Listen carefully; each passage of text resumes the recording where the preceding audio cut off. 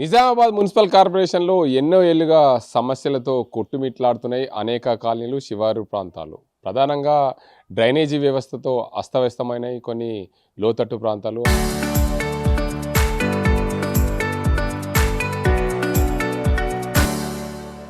ఆ కాలనీ వాసులు ఉన్నారు. ఆ కాలనీ వాసులను అడగదాం.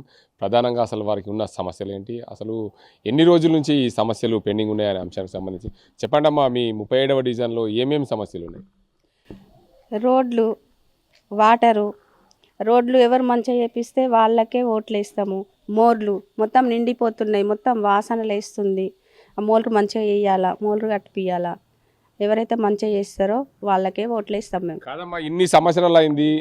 మొన్నటి వరకు ఇప్పుడు ఎలక్షన్లు వచ్చినాయి. మొన్నటి వరకు ఎలక్షన్లు రాకముందు అసలు ఎవరైనా వచ్చారా మీ దగ్గరికి చేస్తామని? ఎవరు రాలేరు, ఎవరు కూడా రాలేరు. అసలు ఎవరు కూడా చేస్తామని రాలేరు, ఎవరు కూడా ఇంతవరకు రాలేరు, ఎవరు రాలేరు. ఎట్లా ఉన్నారు ఈ కాలనీలు? ఇట్లనే ఉన్నాం. ఇక చెప్పినాం, ఇంత మున్సిపల్ వాళ్ళకి కూడా ఫోటోలు పెట్టినాం, కానీ వాళ్ళు కూడా రాలేరు, ఎవరు రాలేరు. ఇక్కడ ప్రధానంగా ఇప్పుడు 37వ డివిజన్లో నివాసం ఉంటున్నారు. ప్రధానంగా ఈ వార్డు నుంచే పోటీలో నిలబడ్డారు సబ్బన్ లత, దండిలత. అలాగే దీనికి అంతకు సంబంధించి పోటీ చేసి ఈ కాలనీని సుందరంగా తీర్చిదిద్దుతామంటున్నారు. అసలు వారు ఈ కాలనీలో ఉన్న సమస్యలు ఏంటి, ఎన్ని రోజుల నుంచి ఈ కాలనీలో సమస్యలు ఉన్నాయి? మేడం చెప్పండి. ఇప్పుడు మీరు ఈ కాలనీలో నివాసం ఉన్నారు, మీ కాలనీలో ఉన్న సమస్యలు ఏంటి ప్రధానంగా? 37వ డివిజన్లో ఇదంతా ఒక మాస్ ఏరియా అన్నట్టు, ఈ గల్లంతా. ఎందుకంటే దీంట్లో ఉన్నటువంటి మాస్ జనాలంతా కూడా చాట కార్మికులు, బార్దన్ కార్మికులు, ఇండ్లల్లో పనిచేసే మహిళలు, అంటే మొత్తానికి లేబర్ అంతా వీళ్ళు ఇక్కడ. అయితే వీళ్ళు పొద్దున్న లేవగానే వీళ్ళు పనులలోకి వెళ్తూ ఉంటారు, మధ్యాహ్నం 1 గంట 2 గంటల వరకు తిరిగి వస్తారు. కానీ ఇక్కడ ఉన్నటువంటి దాంట్లో ఈ 10 సంవత్సరాలు 2 దఫలుగా ఎస్సీ అంటే రిజర్వేషన్ వాళ్ళ కమ్యూనిటీకి వచ్చింది కాబట్టి వాళ్ళు ఎస్సీ వాళ్ళు 2 సార్లు ఇక్కడ గెలవడం అనేది జరిగింది. దీంట్లో గెలిచిన తర్వాత అసలు ఎవరు కూడా దీని మీద పట్టించుకున్నటువంటి పరిస్థితి లేదు. ముఖ్యంగా ఎందుకంటే ఈ వార్డులలో ఉన్నటువంటి వాళ్ళు చిన్న చిన్న రోడ్లు, చిన్నగా మోర్లు, ఎక్కడ చూస్తే అక్కడ గుంతలు, ఎక్కడ చూస్తే అక్కడ ఇప్పుడు తాగి ఇంటికి వస్తున్నప్పుడు కానీ ఇంకెక్కడ పనిచేసి వస్తున్నప్పుడు కానీ వాళ్ళు ఆ రోళ్ళల్లో కూడా పడిపోయి యాక్సిడెంట్లు అవుతున్నటువంటి పరిస్థితి ఉంది. అయినా ఇక్కడ పట్టించుకున్నటువంటి పరిస్థితి లేదు. ఇక్కడ కార్పొరేషన్ నుంచి గెలిచినటువంటి వాళ్లకు అనేక దఫలుగా ఈ మున్సిపల్ కార్పొరేషన్ గెలిచినప్పటి నుంచి వీళ్లకు మురికి కాలువల సమస్య చాలా తీవ్రంగా ఉంది. దీన్ని మీరు వెంటనే పరిష్కరించాలంటే ఎక్కడ చెత్త అక్కడ ఉంటుంది, ఎక్కడ మురికి అక్కడనే ఉంటుంది, కానీ మన ఉన్నటువంటి మురికి కాలువలు మాత్రం శుభ్రంగా అనేది లేదు. ఇప్పుడు వాటర్ వస్తేనే అది కొద్ది వరకు కొట్టుకుపోతుంది, కానీ ఇక్కడ ఉన్నటువంటి కార్పొరేషన్ నుంచి వచ్చి సిబ్బంది వచ్చి కొద్ది తీసేసి ఆ మున్సిపల్ కార్మికులంతా సాఫ్ చేస్తేనే మూర్లని నీట్గా ఉంటాయి, కానీ అది కూడా చేస్తలేదు. దోమల బెడద చాలా తీవ్రంగా ఉంది.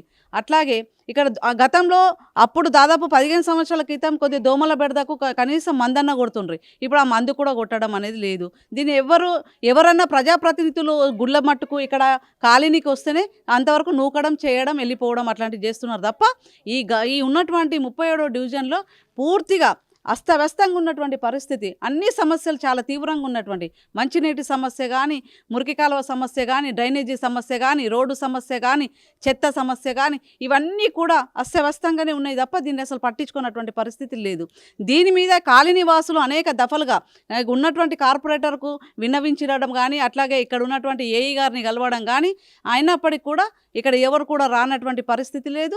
దీన్ని శుభ్రంగా చేయనటువంటి పరిస్థితి లేదు ఇక్కడ. ఇటీవల భారీ వర్షాలు కురిసినాయి. భారీ వర్షాలు కురిసినప్పుడు మీ కాలనీలన్నీ కూడా నీటిమయమైన పరిస్థితి, ఇళ్లలోకి కూడా నీళ్ళు వచ్చిన పరిస్థితి. ఆ సమయంలో కూడా ఇక్కడ అధికారులు వచ్చారు ఎప్పుడు? ఇక్కడ బంగారు మైసమ్మ లైన్లో మొత్తం అసలు అయితే చాలా మట్టుకు అంటే చాలా పాత ఇండ్లు అన్నట్టు. అవి ఈ మధ్యకాలంలో ఏవైతే వర్షం పడ్డ తర్వాత అవన్నీ కూడా కొన్ని కూలిపోయిన దశకు వచ్చినాయి. అటువంటి వాళ్లకు కొత్త ఇండ్లు నిర్మాణం చేపట్టాలా, వాళ్ళకంటూ ఒకటి ఇంద్రమ్మ ఇండ్లను కూడా వెంటనే శాంక్షన్ చేయాలని చెప్పేసి అధికారుల దృష్టికి తీసుకెళ్తే అధికారులు కూడా ఇక్కడ దాకా రప్పించడం అనేది జరిగింది. కానీ అధికారులు ఏం చేస్తూ ఉన్నారంటే వస్తూ ఉన్నారు, ఆ ఇండ్లు చూస్తున్నారు తప్ప మరి ఈ ఇండ్లు చిదలావస్థకు చేరిపోయినాయి, ఎందుకు వీళ్ళకి ఇంద్రమ్మ ఇండ్లు మనం ఇవ్వలేకపోతా ఉన్నాం అనేది కూడా గమనించకుండా ఈరోజు మరి వాళ్ళు కూడా కాలయాపన కొనసాగిస్తున్నటువంటి పరిస్థితి ఉంది తప్ప పనిలో ఎటువంటి మార్పు లేదు. మరి ముఖ్యంగా పేద ప్రజలకు ఒక 2 రూముల మట్టుకు కరెక్ట్ మంచిగా ఆ ఇల్లు మరి ఉంటేనే వాళ్ళు కూడా బ్రతకగలుగుతారు. కానీ అయ్యేలా కూలిపోయే దశకు వస్తున్నటువంటి ఇళ్లల్లో వాళ్ళు అసలు జీవనం ఏ విధంగా కొనసాగిస్తారు? వాళ్ళకి ఎటువంటి ఆధారాలు కూడా లేనటువంటి వాళ్ళకు ప్రభుత్వాలు కానీ అధికారులు కానీ వెంటనే దాన్ని స్పందించి వాళ్ళకు శాంక్షన్ చేసే విధంగా చర్యలు తీసుకోవాలా. అది మాత్రం జరగడం అనేది లేదు. దాంట్లో పూర్తిగా అధికారుల వైఫల్యం అని చెప్పేసి నేను చెప్పదలుచుకున్నా. మీరు 37వ డివిజన్ నుండి పోటీ చేస్తున్నట్లు తెలిసింది. మీరు ఇదే కాలనీ నుండి ఈ సమస్యలన్నీ ఎలా తీరుస్తారు? మీరు ఎన్నికల్లో ప్రజలకు ఏమేమి వాగ్దానాలు ఇస్తున్నారు? ఎలా ముందుకెళ్తారు? మేము 37వ డివిజన్లో నేను నివాసం కూడా ఇక్కడనే ఉంటా కాబట్టి సంజీవయ్య కాలనీలో. దీంట్లో నేను దాదాపు ఈ 30 సంవత్సరాలలో నేను అనేక దఫలుగా ఈ వార్డును మొత్తం నేను సర్వే చేయడం అనేది జరిగింది.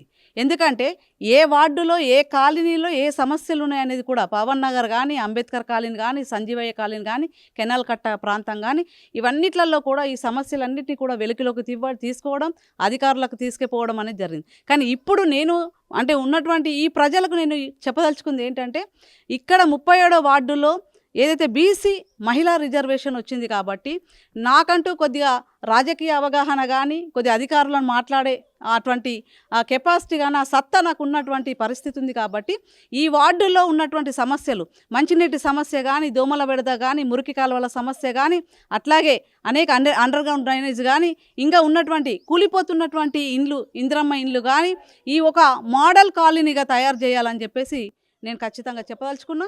ఎందుకంటే ప్రతిసారి కార్పొరేటర్లు గెలుస్తూ ఉన్నారు తప్ప దాంట్లో వస్తున్నటువంటి లాభాలన్నింటినీ వెనకేసుకొని వాళ్ళు ఇవాళ అంతస్తులు కట్టుకొని వాళ్ళ అంతస్తులలో ఉంటున్నారు. మరి పేద ప్రజలు మాత్రం ఇవాళ జాగలేక, వాళ్ళకు తిందామంటే తిండి లేక, కట్టుకుందామంటే బట్ట లేక, అనేక అవస్థలు పడుతూ కిరాయి ఇళ్ళల్లో అద్దెళ్ళు కట్టలేక, పిల్లలను ప్రైవేట్ స్కూళ్ళల్లో కూడా చదివించలేనటువంటి పరిస్థితుల్లో మరి జీవనం కొనసాగిస్తున్నటువంటి పరిస్థితి ఉంది.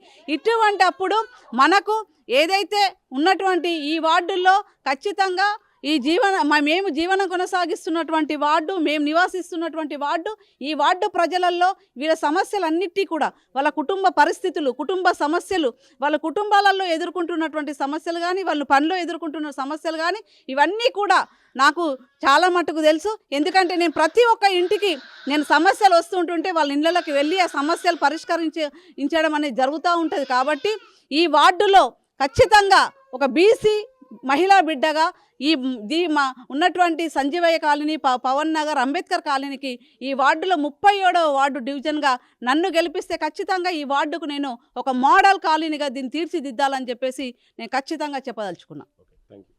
మొత్తానికి చూడొచ్చు, ఎన్నో ఏళ్ళుగా ఈ మా ప్రాంతంలో సమస్యలు ఉన్నాయి. Pavan Nagar colony, Sanjeevaiah colony, Ambedkar colony, canal కట్ట ప్రాంతాల్లో అనేక సమస్యలు ఉన్నాయి. డ్రైనేజీ సమస్య కొట్టుమిట్లాడుతుంది. మా ప్రాంతంలో దోమల బెడద అనేకంగా ఉంది. ఎప్పుడు కూడా మున్సిపల్ అధికారులు మా ప్రాంతానికి వచ్చి దోమలకు సంబంధించిన మందు కొట్టడంలో అధికారులు వచ్చినప్పుడే తప్ప మా ప్రాంతంలో డ్రైనేజీ క్లీన్ చేస్తారు తప్ప ఎప్పుడు కూడా ఈ డ్రైనేజీలు క్లీన్ చేసిన పాపాన పోలేదు. భారీ వర్షాలతో లోతట్టు ప్రాంతం అంతా కూడా జలమైన పరిస్థితుల్లో మా ప్రాంతానికి ఎవరు కూడా అధికారులు స్పందించని పరిస్థితులు. ఇప్పుడు నేను గతంలో ఇక్కడ ఎస్సీ రిజర్వేషన్ వచ్చింది, ఇప్పుడు బీసీ మహిళా రిజర్వేషన్ వచ్చింది. నేను పోటీ చేస్తున్నాను. ఈ ప్రాంత సమస్యలన్నీ కూడా తీర్చిదిద్దుతాను. గతంలో ఏదైతే పెండింగ్లో ఉన్న పనులన్నీ కూడా ఇప్పుడు నేను మున్సిపల్ కార్పొరేటర్గా అయిన తర్వాత అన్ని పనులని చేసి తీరుతాను. మీరు నాకు ఓటేసి గెలిపించండి.